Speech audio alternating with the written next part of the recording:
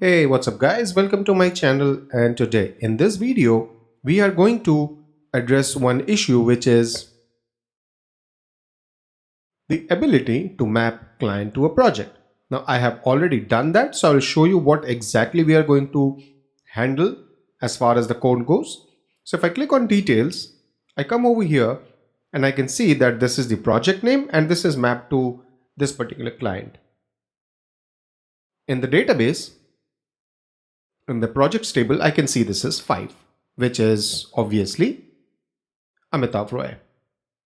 Now what I want to do is I can save this, and accordingly this client ID will change. So this is basically nothing but updating the project model, and because most of the stuff is coming from the GitLab's webhook, I am not really interested in having a form where all those fields are available for edit, because when the webhook will come, I will again update that. So my changes which are done on this application will go away. So the rest of the project is kind of read-only, while the client mapping, which is specific to our application, is available for edit. So yeah, this is what we are going to do in this video. So let's get started. Okay, so what are we going to do as our first step? I will need a URL where I can show that form. So let's write the test for that. I'll open up page response test. And the last entry is going to be, so the name is, it shows the project edit page. In here, what are the things that I need to do?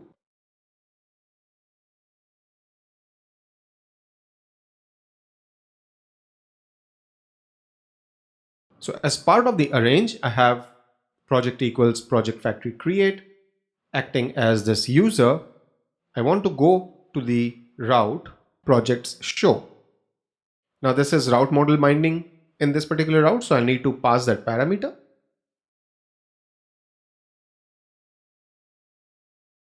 And that's the reason we created that factory object. And I'm asserting OK. So let me run this test. Obviously this is passing because I do have the route, but I haven't created anything else. So how do we do that? Well, for that we will create a new test. I will call it project edit test. And then the first thing that I would do is assert that I am able to see a text which has the project name.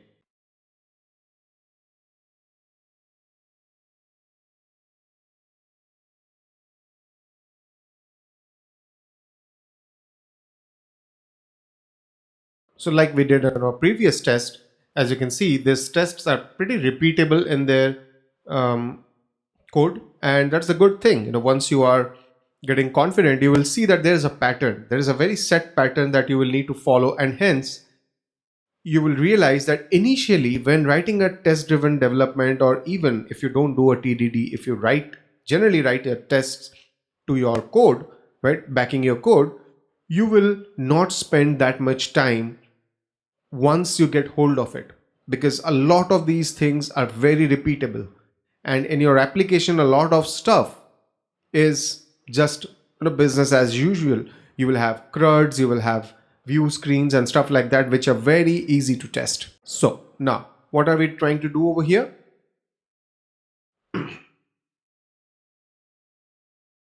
We'll go to the project show. It has a route model binding, so we need to get that.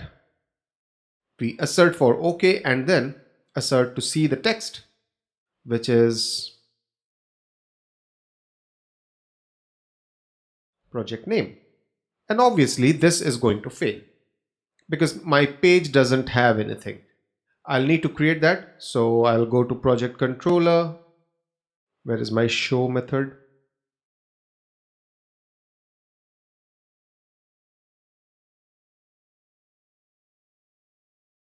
Now I'll just remove the test tab because I have a route model binding, just so that you know, PHP route list.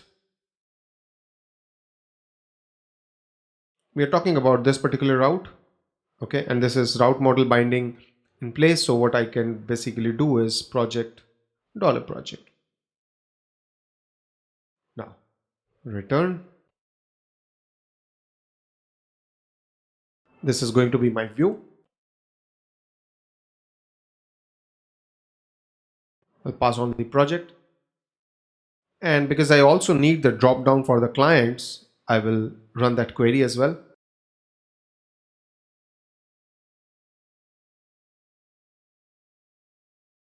Sorry, there is no condition for project ID, but rather where is active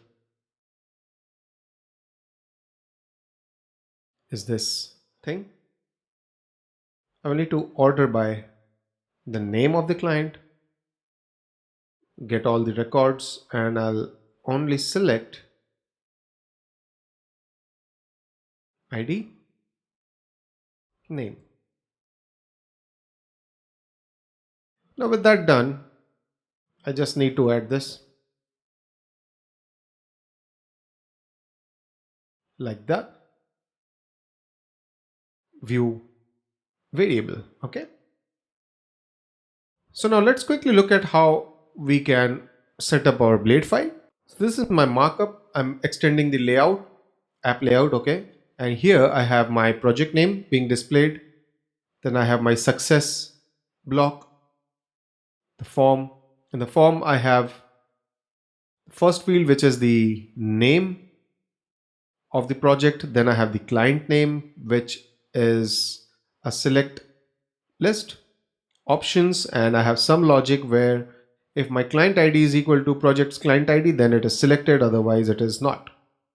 With this in place, I get a form, something like, what is the ID of this project? 22. So I'll do 22 and I see this. But is our test passing? It should.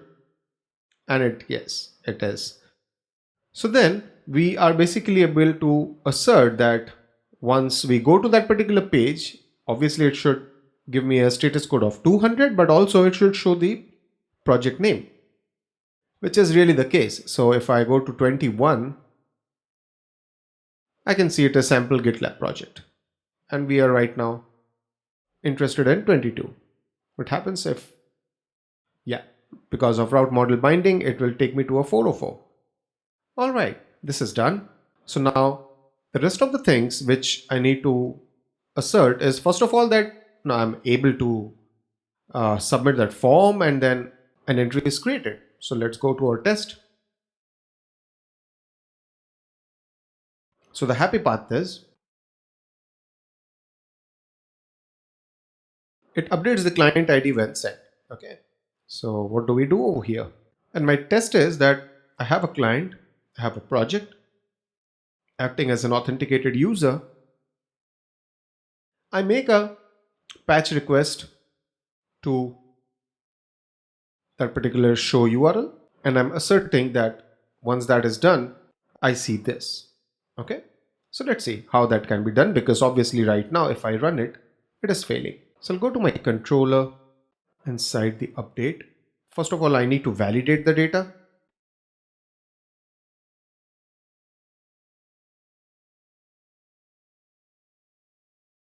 Okay, this is the validation. And if this is true, I'll have a project query where ID is the current ID, and then I update the client ID. I'm not updating anything else, as I said, because I don't want to update anything. Everything else will come from the webhook. And then I redirect to the previous route with a success message saying that the project is updated. Okay. Now let's run our test and see it is still failing. That's not what I expected. So let's understand what is happening over here.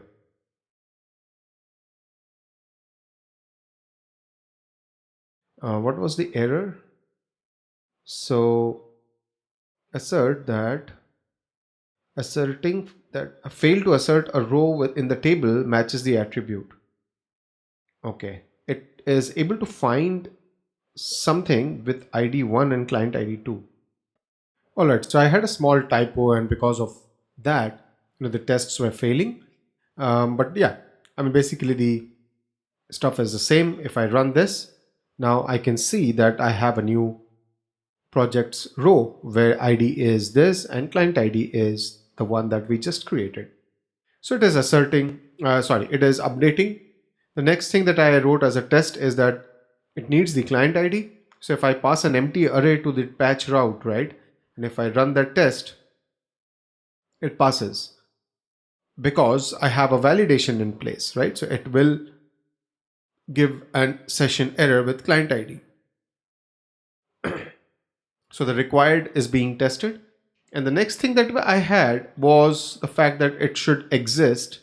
So the client, it needs the client to be present. So for that, what I'm doing is I'm creating a project and then I'm sending a client ID which is not there in my database. So it should automatically show me an error. With this, our form is kind of complete. I have also linked it over here. So if you look at index.blade.view, blade PHP, in here I had the details. I have linked it with the A tag. So if I go over here, I'm able to see this entire form. So that's about it, guys. That's what I wanted to cover in this video of test-driven development to have this mapping form. If you have any feedback or questions, feel free to comment below or get in touch with me on the Discord server. If you like this video, then do click on the thumbs up icon and don't forget to subscribe to my channel.